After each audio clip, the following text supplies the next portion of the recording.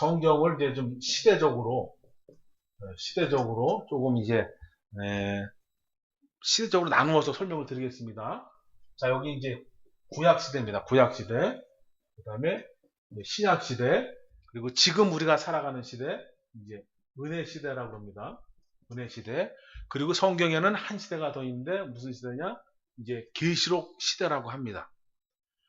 요 시대마다 특성이 있고 또 요 시대를 주관하시는 하나님이 달라요. 그 주관하시는 하나님의 성격, 계획, 목표가 또 달라요. 그래서 요거를 분별해야만 우리 신앙이 바로 성장할 수 있는 거다 이거예요. 일단 구약은 우리랑은 조금 거리가 멀죠. 이 구약은 이스라엘 사람들, 유대인이에요, 유대인. 유대인에게 관여가 깊죠. 또 구약의 역사고 이미 지나간 역사고 시간상으로는 4,000년 정도 됩니다. 4,000년. 4,000년이에요. 그 다음에 요 신약 시대는, 이 시대는 누가 주인이셨냐면, 이제 여호와 하나님. 여호와 하나님께서 주관하시고, 계획하시고, 이끌어 가시고 다 합니다. 근데 여호와 하나님이 직접 하시는 게 아니라, 천사를 통해서 이스라엘 백성을 만나주시고, 천사를 통해서 이스라엘 백성을 이끌어가고 일을 하시는 거예요. 하지만 주관은 이제 여호와 하나님이고, 신약 시대는 이때도 마찬가지로 이스라엘 사람들을 위해서 오신 거죠. 근데 요때 우리 이방인도 구원의 길이 열리기 시작하는 거예요. 열리기 시작해. 그래서 요때는 뭐냐? 시대는 2000년이라고 해요. 근데 이 2000년이 ing 지금까지 이어져 가고 있는 거죠. 지금까지 이어져 가고 있는 거고, 요때의 주인은 누구냐? 예수님이시다. 예수님. 구원자 예수님. 아버지 하나님 여호와, 아들 하나님 예수, 아버지께서 아들을 이 땅에 보내신 거죠. 그래서 이때는 하늘을 향해서 기도하고 하늘을 향해서 무언가를 해요. 신앙의 그 태도를 보면. 근데 이때는 하늘이 아니라 옆을 보는 거예요. 왜냐하면 예수님이 오셨으니까 예수님을 보고 듣고 말하고 이렇게 호흡하면서 살아가면 돼요. 근데 실질적으로 듣고 말하고 호흡하는 것은 3년 정도밖에 안 되죠. 3년. 그 이후에는 예수님이 오셨을 때 주고 간 사복음서의 말씀을 가지고 호흡하고 가는 거예요. 그래서 하늘을 향해서 뭘 들으려고 하고 하늘을 향해서 뭘 기도하는 게 아니라 예수님이 주고 가신 말씀을 보고 그 말씀대로 살아가려고 하는 거예요. 그러니까 믿음의 방향이 좀 바뀐 거고 믿음의 삶의 방식이 조금 바뀐 거예요. 여기서 여러분이 잘 캐치하셔야 됩니다. 구약에는 이렇게 바라보는 신앙인 거고 신약에는 옆에 왔기 때문에 내가 눈으로 봐야 되고 눈으로 그것을 눈으로 보고 내 삶으로 어떤 것이 나타나야 되는 거예요. 나타나야 되는 거. 그럼 지금 이때는 약 3년 정도 기간이고 3년 있다가 예수님이 십자가 지고 죽으시죠. 그리고 조금 있다가 오순절날 50일째 되는 날 이 은혜 시대의 주인이신 성령 하나님이 오시는 거예요. 성령 하나님. 이게 2000년이 쭉 흘러간다 그랬죠. 그래서 예수님이 십자가 지고 죽으시고 50일째 되는 날 성령이 오시면서 신약시대는 사실 지금도 신약시대지만 더 세분화시키면 신약시대 안에 은혜시대가 되는 거예요. 그 은혜시대는 예수님이 십자가 지고 죽으신 이후 성령이 오신 그 순간, 성령이 오신 그 순간부터 계시록 시대가 열리기 요 전까지가 은혜시대가 되는 거예요. 은혜시대. 근데 은혜시대는 누구냐? 유대인이 아니고 우리 이방인이 이제 주인이 되는 거예요. 이방인이. 그럼 이방인이 왜 주인이냐? 그냥 주인이 아니라 이 이방인이 예수님을 영접했기 때문에 주인이 되는 거예요. 바꿔서 말하면 신약시대나 은혜시대의 실질적 주인은 예수님이신 거예요. 근데 그 예수를 내가 마음에 품었기 때문에 나도 주인공처럼 여겨지게 되는 거죠. 그런데 내가 예수님을 온전히 제대로 품지 않으면 나는 주인이 아닌 거고 나는 여기서 말하는 것처럼 황폐해지고 예수님을 보지 못하고 있는데 보고 있다라고 착각을 하는 거예요. 지금 우리 이 대한민국에 이런 교인들이 너무 많다 이게 너무 많아.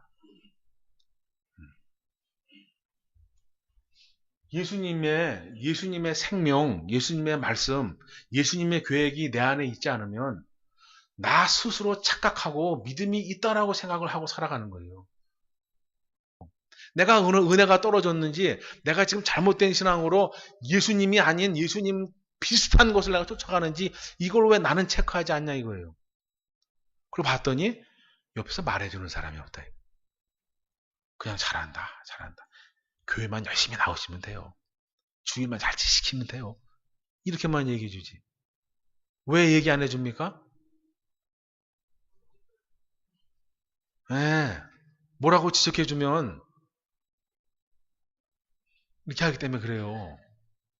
그래서 이 39절의 말씀, 우리 주님이 이때 분명히 그러는 거예요. 너희가 나를 거부했기 때문에 너희는 나를 보지 못해. 어느 시점이 되기까지는 보지 못해. 근데 이들은 계속 나는 보고 산다는 거예요. 스스로 속고 가는 거죠.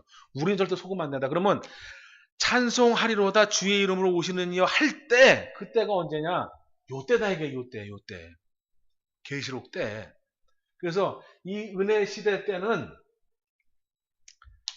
모든 것이, 이게 은혜 시대와 계시록 시대는 다릅니다.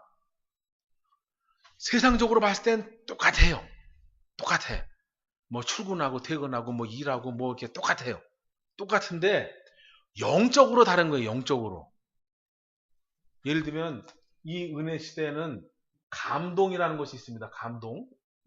감동이라는 것이 있어요. 뭘 하면 이 마음에 울림이 오고 감동이 오고 감정이 요동을 하게 돼요. 그런데 이 계시록 시대로 넘어가면 그게 없어요. 여러분 이제 기도해 보시는 분들은 알 겁니다. 기도가 정말로 조금 깊은 기도 가운데 들어가면 마음에 하나님이 함께 하시고 나를 이렇게 막 이렇게 흔드시는 거, 내 마음을 다 잡아주시는 게 느껴집니다. 그러면서 나도 모르게 막 눈물이 나고 하나님 앞에 더 나가게 되고 막 회개하게 되고 막 이런 역사가 나타나요. 그런데 계시록 시대로 넘어가면 그런 일이 안 나타나요. 양적인 기도가 아니라 정말 질적인 기도로 해도 여기서는 아무 응답이 없어요. 왜? 그렇게 마음을 흔들어주고 마음을 이렇게 막 움직여주고 막 마음에 이렇게 막 어루만져주고 하는 거는 이 은혜 시대의 성령 하나님의 사역인 거예요.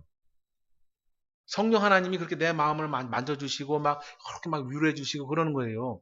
이때 역사하시는, 이 계시록 시대 역사하시는 이 재림 예수님은 그런 역사 하러 오시는 게 아니에요. 그냥 말씀에 입각하여 심판하러 오시는 분이지. 그래서 이때를 예측하고 준비하지 않으면 속는 거예요. 또는 여기서 말한 것처럼 못 알아보는 거예요. 계속 기도빨 좋은 데만 찾아다니는 거예요. 그래서 우리는 뭐냐? 요 시대를 잘 구분하고 그 시대 중에서 우리는 지금 현재 요 시대를 살아가고 있다. 성령 하나님이 주관하시는 시대인데 성령 하나님은 예수님의 말씀을 믿은 사람들을 인도해 가는 거예요. 천국으로 인도해 가면서 그냥 인도해 가는 게 아니라 성장시키고 성숙시키면서 인도해 가는 거예요. 근데 그 성장되고 성숙되는 요소는 말씀밖에 없는 거예요. 그래서 그 말씀을 영적으로 양식이다 그러는 거예요. 그래서 말씀을 많이 먹어야 양식을 많이 먹게 되는 거고, 양식을 많이 먹어야 성령 하나님이 여러 모습 가운데 나를 갖다가 성숙시키는 거예요. 그러면서 이 성령 하나님이 예수님을 바라볼 수 있게 해주는 거죠. 정말 나는 예수님과 함께하고 있고 예수님이 나를 이끌어 가시는지 그것을 내가 스스로 체크하고 이렇게 좀 짚어봐야 된다라는 말씀입니다.